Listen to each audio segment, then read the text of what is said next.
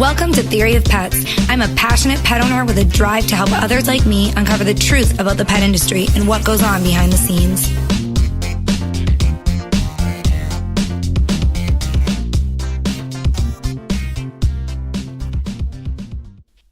Thanks for listening today to Theory of Pets, my podcast that dives into the pet industry to uncover all of the questions and answers that we as pet owners have every day. I have done many different podcasts in the past. You can check out theoryofpets.com for all of those. There's information on everything from how to feed your pet to grooming, training, all of that. Today, I actually am able to talk to a man who has worked in the healthcare side of the pet industry, but not in the mainstream veterinary way that we normally think now. We work with a holistic veterinarian for our pets. We have tried many different things to try to treat our pets over the years. We had a boxer at one time that had a heart condition that was, we used prescription medication to treat her. We have used essential oils and CBD oil, many different natural ways to treat our pets as well. So when I heard about Coley's Toxins, it really piqued my interest. Coley's Toxins were invented in 1893 by Dr. William Coley when he was 29 years old. 43 years, for the next 43 years, Dr. Coley treated about 1,000 inoperable cancer patients with better results than he expected and better results than would be expected for a comparable group of patients today. That sounds mind-blowing to me. And of course, I wanted to dive into this a little bit more, see exactly what Coley's Toxins were, learn more about the toxins themselves, and of course, see what research has been done and what kind of things are happening to bring these into the mainstream medical field. And for the purpose of today, I wanted to share some information with all of you about Coley's Toxins being used for canines. And there's a book called The Reinvention of Coley's Toxins. It was written by a man named Donald MacAdam. And I had the pleasure of speaking with Don about the book, about Coley's Toxins, and about their use in canines. And before I let you listen to our conversation, I just wanted to read you a quick little excerpt from his book. Chapter 8 of the book is all about dogs and how these toxins have been used in canines. And the excerpt that I wanted to read you goes like this. The first curative cancer treatment in dogs was reported at the 1907 conference of the American Medical Association in a paper read aloud during the section on pathology and physiology and subsequently published in the AMA Journal. The paper reported on the results of experiments conducted by Martha Tracy and Silas Beebe on the effect of injecting actively growing cancerous tumors with several different bacterial toxins, including the formulation of Coley's Toxins made for the personal use of Dr. Coley. Now, this chapter in the book deals specifically with dogs, and today I was able to talk to Don MacAdam about the information that's in the book, the research that has been done on Coley's Toxins, a company called MBVax Bioscience, which produced a modern version of the formulation used by Dr. Coley, and the research that's been done, the different things that they've done treating dogs. So I got a lot of really great information. I wanted to share that with you guys today. And if you're interested in more information about Coley's Toxins, pick up the book, The Reinvention of Coley's Toxins. You can find it on Amazon. And there is some great information about the treatment itself, as well as how it's used in many different areas of the medical field. Don, thank you so much for agreeing to be on the podcast today. I appreciate your time, and I'm sure everybody is going to appreciate this interview and all the information that you have to share. So what should we know about Coley's Toxins? I think it's important that people understand that this is something that originally came out for humans. Absolutely. You know? Yeah. I came about this kind of not intentionally. I used to be in the electronics business for many years. And But I was trained in chemistry and physics in university, and at one point in about 2003, I took a job. This is described in the book, for a robotics company, CRS Robotics, Yes. as president, and to take that company public and to get it refinanced. And what that company did, one of the things, was develop the automatic systems for the Human Genome Project. And that sort of got me back into chemistry. So the next thing I did was I became CEO of a genomics company in Canada called TM Bioscience. And what we did was we did a number of products related to biochips and diagnostics. But while I was at that company, I met a group of guys who were starting a company with a cancer vaccine, a therapeutic cancer vaccine. Now, most vaccines that people are familiar with are called prophylactic vaccines. They're intended to prevent something from happening, like the cervical cancer vaccine is a prophylactic vaccine. A therapeutic vaccine is something that is administered to a person with a disease with the intention of curing that disease. And that's the kind of vaccine that they had for melanoma. Well, we got that company financed, and it was established eventually in California, in the San Fernando Valley, and it still continues today as a company called Mankind, a division of that company. Nevertheless, while I was at that company, I learned about William Coley. I had never heard of him before. And William Coley was a New York doctor who in 1891 treated his first cancer patient with a new technique called immune therapy. And the first patient was cured, as were many others. And they were cured by using live bacteria to combat the cancer. The way this came about is there was a patient at Memorial Hospital in New York back in the 1880s who was dying of synovial sarcoma and was treated with the typical surgery, which all they had at that time.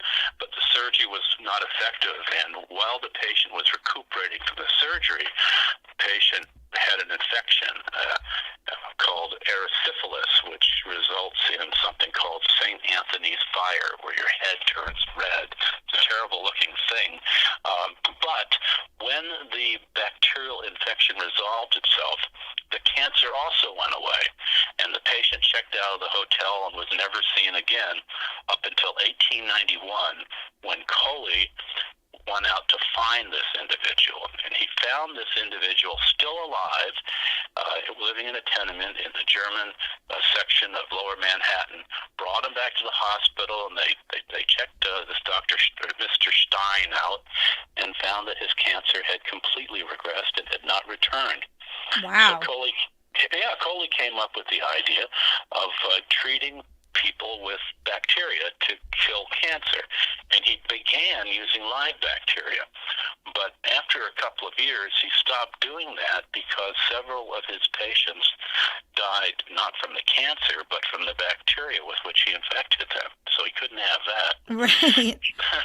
So in a really just a good educated guess, he thought, well, maybe if the bacteria can cure the cancer, it's something in the bacteria, and it doesn't even have to be alive. Maybe I could just kill the bacteria and use that, and then the patient would not get infected, but might get the benefit of the toxins, which is what they were called.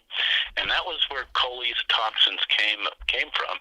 In 1893, he began treating patients with Coley's toxins, and between then and 1936, treated about 1,000 patients. And the product was manufactured worldwide by the Lister Institute in the United Kingdom and Park Davis in the United States, and it became a standard therapy for a wide range of cancers. And the interesting thing, and this is from a paper from 2009 by M.D. Anderson, the results that Coley achieved personally achieved long-term cure rates, I'm quoting, unrivaled by medical science in the 73 years since his death, 1936 to 2009. Coley's results were better than what we get today. And that's from MD Anderson. This is not just some, anybody talking. So, there was a mystery.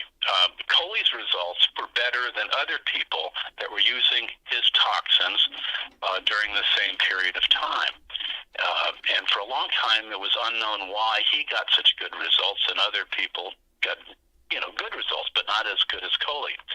And one thing that we did at MBVax, just serendipitously, I didn't set out to do this, was to discover the reason why. And it was simply that none of the other vaccine formulations made, there were about 20 made, during this entire period of time, was equivalent to what he was using.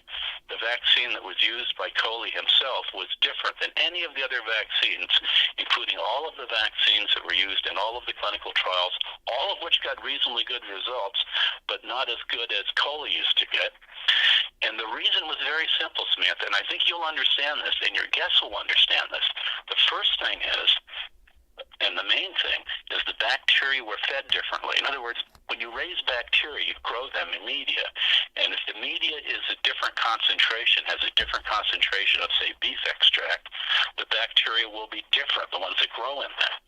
And all of the vaccines that have been made by other organizations since Coley's times have been using only 1/6 the content of beef extract that's necessary to get the results, the same type of bacteria that Coley had grown. This is all in my book. The other thing is quite simple. When you grow bacteria in liquid, you have to, back in the old day, you would swirl the flasks once a day to resuspend the bacteria in the liquid. But today bacteria are grown on agitators that continuously keep the bacteria in solution. And there's a significant difference in how those bacteria develop into adult bacteria, just like there's a difference if you feed the animal once a day and feed them all the time. So just those simple things have resulted in enormous differences in the different types of vaccines. And our vaccine, which we made, and we have given to quite a few humans, about 700, the results that we've received are better than the results that MD Anderson lists for Coley. So we know it's a good vaccine. Nevertheless, Coley's toxins are not approved. MBVax Bioscience was unable to obtain regulatory permission to commence clinical trials either in Canada, Europe, or the United States. And in all cases, the regulators would not allow the trial to go forward for purely bureaucratic reasons. People don't realize this, but today the rules for running a clinical trial demand that the product being used is made in a continuous manufacturing pharmaceutical facility, not made in a laboratory like you would compound a medicine in a hospital. It has to be made in a pharmaceutical 24-hour-a-day production line environment.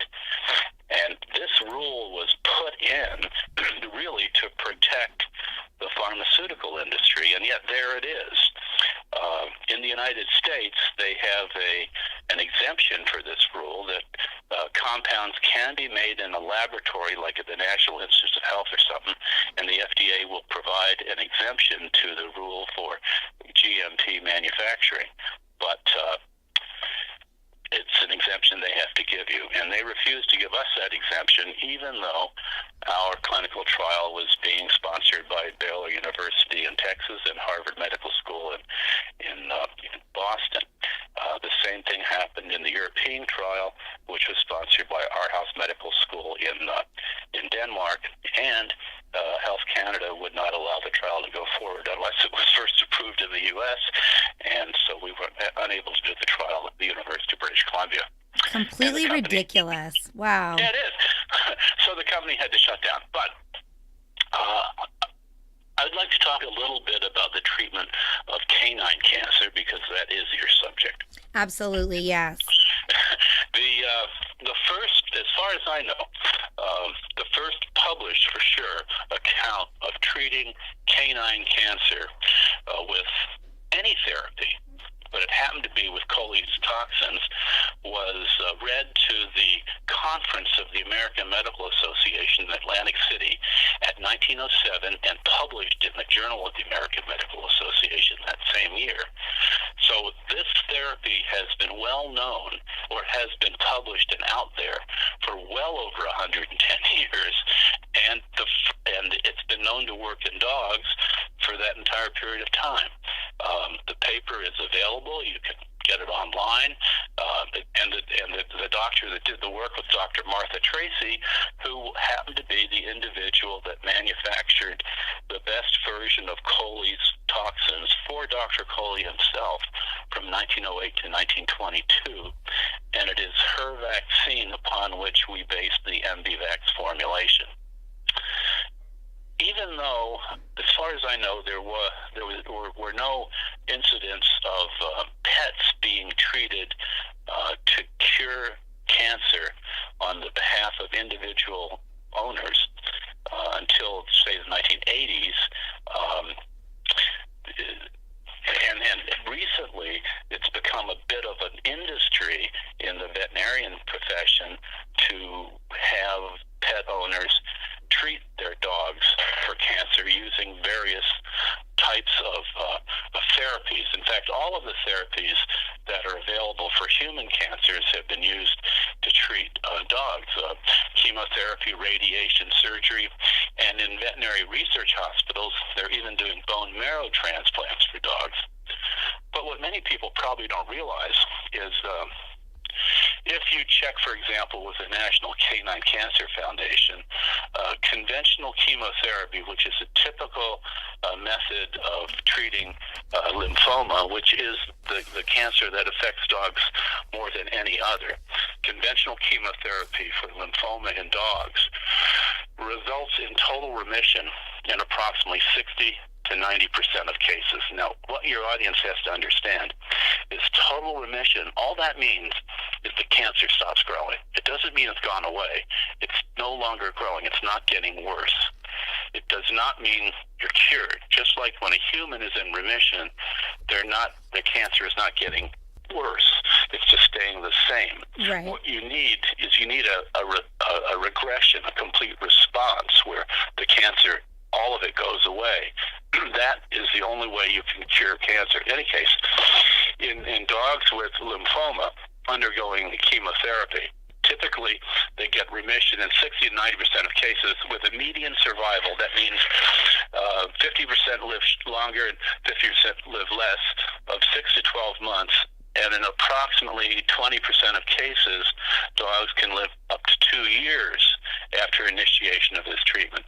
Now, if you compare that to humans, you'll see the results are much poorer than in humans. And the reason is simply this. In humans, chemotherapy is given to kill the cancer. The intention is to kill the cancer. And in order to do that, you have to give enough so that it kills all the cancer cells, or it tends to kill all the cancer cells. And in the meantime, it also kills all rapidly dividing healthy cells, quite a few of them, as in the gastrointestinal tract and the bone marrow and so forth. Right. And this, sorry? No, right. That's one of, we actually had a dog who was diagnosed with lymphoma a few years ago, and chemotherapy was obviously the option given to us. And that's one of the things I learned through that process, that oftentimes it does more damage than good. Absolutely. It's terrible. And in humans, chemotherapy can be curative in certain cancers. But if you have a widely spread and metastatic disease, the chemotherapy also damages your immune system. So you no longer have any natural defenses against the metastases. And in the end, the cancer will come back. Right. In fact, since 1950, I know that medical researchers like to talk about how much success they're making, but if you look at percentage of cancer patients that die of cancer, it's the same. It's 50%. It's just that it takes a little longer today to die than it did in 1950. But dying itself is from the cancer happens because the ways that we treat it aren't really curative. They just keep you living a little bit longer. But having said all of that, for a canine lymphoma, there are many different drugs, but lomustine is the one that's used most often. It's what's called an alkylating agent, and all that means it attaches to the DNA and prevents cells from dividing, thereby killing the cancer cells that it attaches to. But so much of it is not given that the dog, hopefully, they try to keep the side effects down to a minimum in dogs. They intentionally give the dose lower so the dog doesn't experience bad side effects, because who wants to treat their animal and have them throwing up and doing everything all day long? Right. So in fact, they're intentionally treating it. They're kind of tightening the dose so that the animal lives longer, but lives a somewhat, reasonable life with pretty good quality of life, and that's fine. I'm not saying it's a bad thing to do, but normally the owners are going into this with the expectation that the idea was to cure their dog, and that really isn't the expectation. Now I want to mention Kane. Kane was a 2.5-year-old lymphoma patient back in 2007. He was a 110-pound male mastiff who was a rescue dog from an animal sanctuary in Missouri, where he was sick with canine epilepsy, and his new owner brought him home, and with the help of a vet and her own knowledge, she ran a natural vitamin and herb store, still does. She and the vet kept the dog's seizures under control with medical treatment and diet and so forth, and got the dog back into shape for, had a pretty good life for a couple years. But when the dog was 2.5 years old, he was diagnosed with lymphoma, and the lymphoma was widely disseminated in almost every lymph node, and the disease was considered to be incurable. And the vet said, there's really nothing we can do. So Adrienne, that's the lady who owns the dog, heard about MDVax on the internet, and she got in touch, and I explained that we had not yet treated any dogs. This is the first dog that was treated with MDVax Coley fluid, and but I'd be happy to provide it, providing a licensed veterinarian was willing to administer the therapy and issue a prescription for a 3-month supply. No charge. And her vet refused. Her vet said the dog was so sick, and in light of the fact that the dog had a history of seizures, it would be just cruel to try to treat the dog. Undaunted, the owner found a new vet who began treating Kane with regular intramuscular injections, I think from the beginning of 2007 until the beginning of July 2007 until the middle of August. And by that time, 6 weeks later, there were no apparent suspicious lymph nodes remaining.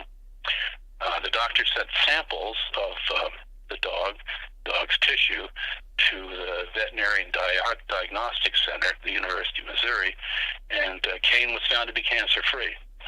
So Adrienne took him home, and Kane went on to live a normal life until he died 7 years later of natural causes, Wow. not cancer. So that's the experience that we had with that one dog. We only treated 3 dogs. 2 out of 3 were cured, and but we weren't really in the business of canine cancers.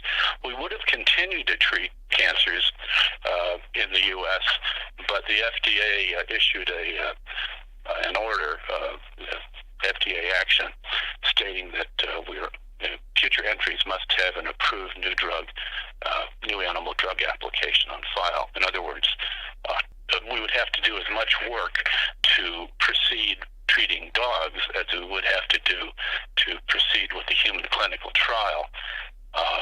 I see. We just couldn't do it. We couldn't do Right. it. So, yeah. And that's just the way it is. It's truly unfortunate that even a dog can't be treated, even though we continued right up until 2014 to ship Coley toxins to major hospitals in the United States that do animal experimentation. That was okay. You were okay to experiment on animals with unapproved therapies, but it wasn't okay to treat animals that had existing conditions in the hopes of curing them. It's just bizarre. The it's rules. completely ridiculous. I think a lot of people don't realize the money that's made in the pharmaceutical industry, especially from cancer, but for so many different diseases that, there may be more natural, holistic treatments for. There may be other answers out there. Like you said before, I think you said it perfectly, where it was completely bureaucratic issues, and that's just the way it is, unfortunately. Well, I'm hoping that it will change. I really am, because these immune therapies are becoming more and more widely available. There are, for example, a range of clinics associated in Japan that only use immune therapies. They also used to use Coley's toxins, Coley fluid we called it, while we were manufacturing it, and they get results better than normal treatment of cancer using chemo and radiation. But they use a range of immune therapies like dendritic cell vaccines and NK cell infusions and vitamin C and hypothermia and all sorts of things. And I think that kind of treatment of cancer will become more and more acceptable in more parts of the world. Germany and Japan and maybe Australia will lead the way, but for the time being, not to North America. Absolutely. I certainly hope so as well. Yeah. And just so everybody knows that is listening, the Reinvention of Coley's Toxins is the book that you wrote. It's available on Amazon, and there's going to be a link underneath our article in there and underneath our video on YouTube as well. So anybody that wants to check out the book, there's so much information in here. You touched on so many small parts today, but if anybody really wants to do some more research and look into it, your book is a great place to start. I love. Yeah, they should have it. Yeah. It's not expensive, and this is the sort of information that people really need to understand. Even though right now this is not available, there will be clinics. The main reason I wrote the book, Samantha, was to make sure that this formulation doesn't get lost to history again. So the formulation for Coley's toxins has been worked out. It's completely disclosed in the book. In an appendix, there is a manufacturing protocol. It's quite lengthy, it's quite technical, but that doesn't interfere with the rest of the book. But that manufacturing protocol is vended into the public domain, free to use by any company or any individual in any country, and I know, in fact, I've already been contacted that clinics will, mainly laboratories, will begin to manufacture this again now that they can, and because it's very inexpensive to make, so they can make it and sell it for a small amount of money, and yet they can make a good profit, and people can benefit from this once again. So hopefully that'll happen. My favorite part of the book too is that it's written in a way that everybody can understand it. When I first began emailing with you, I thought, this might be a book full of medical jargon and all of this scientific information that's really hard for everyone to understand. But kudos to you. It's very well written, very easy to understand. You use a lot of, the different research that's in here. It's all linked in here. So if people even wanted to go a little bit more in depth and look at some of the studies and things like that, all the information is right here. So it's really a wonderful book. Like you said, it's very inexpensive. So anybody that's looking to learn more, I will have that link. It can be found on Amazon, The Reinvention of Coley's Toxins. Well, that's great. Thank you so much for your kind words. I think that people should have a look at this whole idea of the immune treatment of cancer, because with immune therapies, if they're used first in particular, rather than after your immune system is devastated with chemo and radiation, but if immune therapies are used at first, you'll be able to tell right away within the first 3 to 6 weeks if it's working or not for you. If it's not, you can always go and do the chemo, but if it is, it's much better. You don't lose your hair. You don't feel awful. You'll feel better during this sort of therapy in many regards. And there are a number of, there are aspects to the therapy that are uncomfortable because it involves having a high fever for 4 or 5 days in a row each week. But it's a fever without being sick, so it's not exactly the same. It's not quite as debilitating as being sick with a fever. But once the fever has run its course, which in fact the fever is part of the immune response. This is something that's been built into humans over time through the process of evolution. When the body reacts to an infectious whatever, a disease, the immune system cranks up the fever because the fever makes the T cells and everything else work more efficiently, and the fever is a good thing. Fever helps cure disease. Fever helps healing, and the excessive use of antipyretics, things like aspirin and Tylenol or whatever, are partly responsible for some of the medical issues we see today. But the fever is the only real debilitating, if you can call it that, symptom of using this kind of immune therapy. But in the end of the day, you can sometimes completely cure the cancer, including the metastases, and that's good. That's what we should all aim for when we have a disease. Absolutely. I could not agree more. Thank you again, Don, for coming on and for sharing your knowledge of Coley's toxins. And of course, for putting together this wonderful book. For anybody that's looking for it, there is a link below this podcast. It's The Reinvention of Coley's Toxins. You can find it on Amazon for less than $20. This is really a wonderful book with tons of information in it. And, as I said, it's not written in all that science jargon that you can't understand. So it's definitely a great read, very informative for anybody that's looking for more information on different treatments for cancer and for canine cancer specifically. This could be a great resource. It's something to look into. If you guys have any questions, I probably can't answer them for you, but I can forward them along to Don and see if we can get them answered for you. Or if you have any suggestions about future podcasts that you'd like to see, information that you'd like covered, jump on our website. It's theoryofpets.com. There is a comment section there. And you will also see on the side, there is a spot to leave me a quick review. And if you can do that, it really helps when I'm reaching out to experts like Don, veterinarians, different people in the pet food industry, grooming, training industries.